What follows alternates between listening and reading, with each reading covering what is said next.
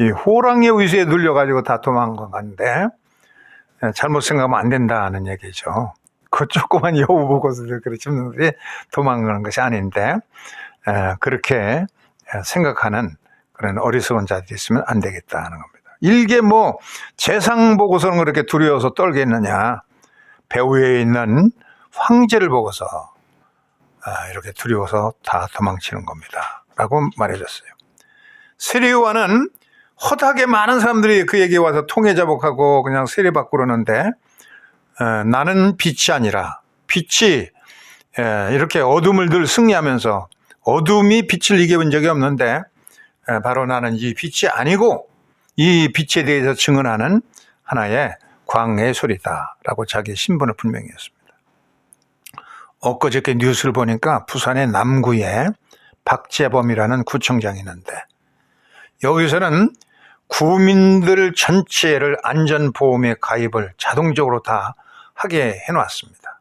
그래서 각종 재난과 사고가 생겨가지고 이 피해가 생기면은 전부 보상금을 받도록 그렇게 그 보험료는 구청에서 일괄 다 지불을 해줬습니다. 그 구청장 하나가 조금 이거 뭐 돈도 많이 안 들어가는 거고, 이렇게 하니까 구민들이 조그만 사고 생기든지 큰 사고 생기든지 외국에 가서 여행하다가 사고 생기든지 다 보상받게 줬으니까 얼마나 앞서가는 생각이에요. 이렇게 선행을 구청장이 베풀면은 5만 명이면 5만 명의 혜택을, 5만 가지의 선을 금방 쌓게 되는 겁니다. 어떤 데에는 조그만 시골 군수가 그냥 거기에 부모님이 살아계시기만 하면 다 그냥 등록금을 대주는 그런 군수도 있잖아요. 시골 어려운 데에서도 정신만 올곧게 가지면은 이렇게 큰 선행을 펴볼 수 있다는 것을 우리에게 알려주고 있습니다. 또 최근에 뉴스를 들으니까 보은의 삼성면에 판동 초등학교가 있는데, 여기에 이미애 교장 선생님이 우리 학생들 사이도 빈부의 격차가 많다, 부잣집 애들은 그냥 매점에 가서 마음껏 사 먹는데 돈 없는데 우두커니 써 있으니까 자기 어린 시절이 생각난다. 자기도 집안이 너무 어려워서 정말 남들이 매점에서 이렇게 사 먹을 때 우두커니 있자니까 마음이 아팠는데, 그래서 이 초등학교가 전교생이 41명이에요. 얘들에게 매주 2,000원씩 기본소득을 줬어요. 기본소득. 그래서 학용품을 사든지 뭐 꼬치를 사 먹든지 아이스크림을 사 먹든지 할 수가 있습니다. 그는 저축을 계속하면은 이유를 많이 줘가지고서는 많이 이제 저축을 할 수 있게 매점 화폐로 지급하기 때문에 다른 것은 못 쓰고, 그 매점도 협동적으로 만들어 가지고 거기서 생기는 유익금을 전부 학생들에게 쓰도록 그렇게 했어요.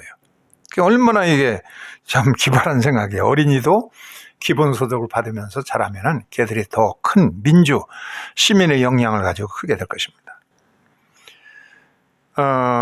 그 중국의 제나라 때에 정승 안자라고 하는 아주 굉장히 훌륭한 정승이 있었는데, 그의 마부가 있었어요.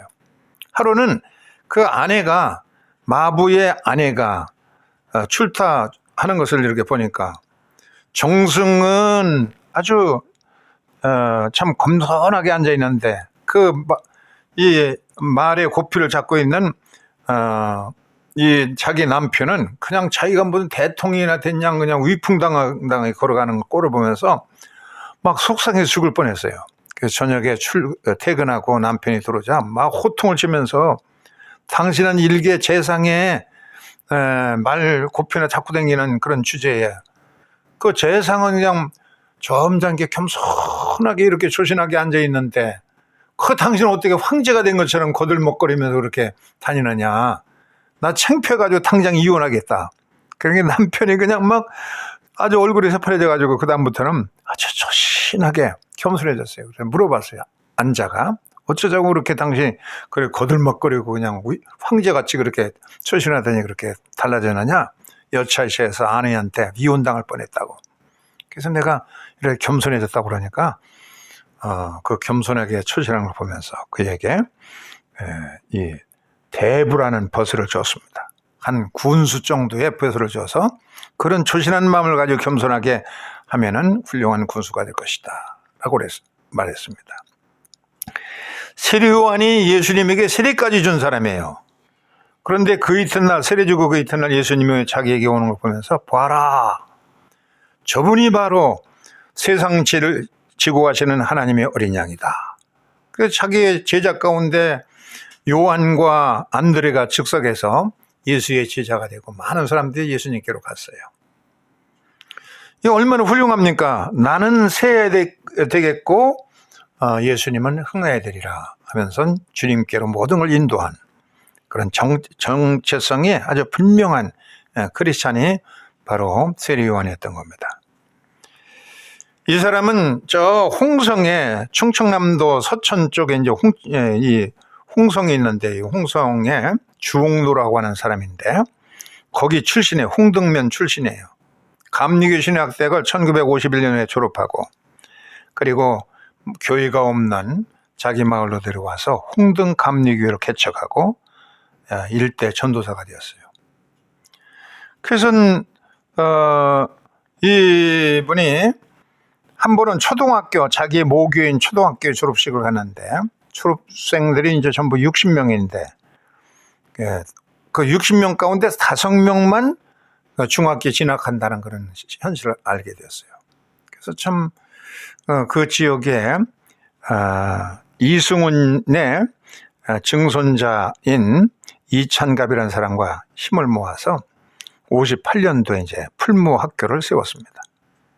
자기 땅에다가 초가집을 지어놓고 그리고 개교를 했습니다. 교사는 모집하니까 15명이 자원했는데 15명이 모집이 됐어요. 그런데 학생은 18명입니다. 이런 그 집을 지어놓고 애들이 이제 뭐 너무 가난하니까 중학교를 못 가는데 수업료는 보리때에 보리 한 가마, 벼빌 때에 벼 한 가마, 여기 이게 수업료입니다. 1년에. 그래서는 이 고등학교 과정 학력 인정까지 받는 학교가 되었고, 중학교 의무 교육이 되니까 이제 고교로 이제 이제 승격하게 되었습니다. 이 학교는 졸업식을 창업식이라고 합니다. 그래서 모든 게 자율적으로 창의적인 수업을 합니다. 그래서 어떤 학생은 유기농을 하겠다, 어떤 학생은 오리농법으로 농사를 짓겠다, 환경 전문가가 되겠다. 그래서 이제 고등학교까지 의무 교육이 되니까 환경 전문 대학으로 이제 승격해서 발전하게 되는데, 이 오리농법을 모내기를 전부 해야 되고 농사지의 전문가가 되는 겁니다. 창의적으로 저마다 농사를 짓는 그런 이 지자들이 각 지역에 나가서 참 환경 운동가가 되고 이렇게 일을 하게 되었습니다. 얼마나 훌륭합니까? 이 감신대 나와서 고향 마을에 이렇게 배우지 못한 학생들을 위해서 중학교 과정, 고등학교 과정, 전문학교 과정을 해가면서 평생을 참 헌신한 이와 같은, 이것이 바로 크리스찬의 그런 우리의 말씀을 생활로 삶 속에서 녹여지는 그런 삶이라 생각이 되십니다. 고레스는 유대인이 아니고 크리스찬도 아닌데, 그런데 하나님께서 주님의 뜻을 이루면서 살아가는 이 고레스를 가리켜서 나의 기름 부음을 받은 메시아라, 그렇게 칭송을 해줬습니다. 우리도 바로 주님 마음을 품고 주님의 뜻을 행하는 성도가 되어서 기쁜 소식을 전하고, 나쁜 소식을 아주 보수적으로 근본적으로 예수를 잘 믿는다는 사람들이 가짜 뉴스를 막 만들어가지고 그냥 보급하잖아요. 이런 시대에 기쁜 소식을 전파하고 약자들을 돕고 치유자가 되어주고 기쁨을 주는, 평화와 기쁨을 주는 그런 삶을 살아가는 것, 이것이 바로 우리의 삶으로 그리스도를 전하는 것입니다. 기름 부음을 받은 자들로서의 당당한 삶의 모습입니다. 이런 말씀을 삶 속에서 녹여서 실천할 수 있는 우리의 모든 그리스도의 기름 부음을 받은 자들이 될 수 있기를 주의 이름으로 축원합니다. 212장 찬송을 부르면서 헌금하겠습니다.